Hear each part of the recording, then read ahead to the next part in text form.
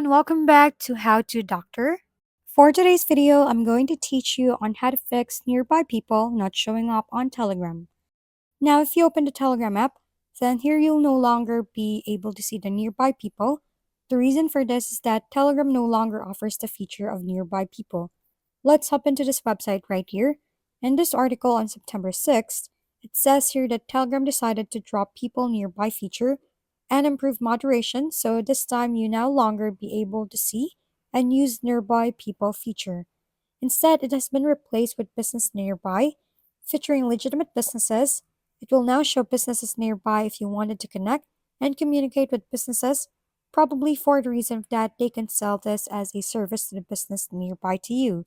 To sum it up to you, the nearby people feature not showing up on your Telegram is due to the removal of the feature. Thanks for tuning in to How to Doctor. If this video was helpful, please like and subscribe. And if you have any questions, drop them below, and we'll see you on the next video.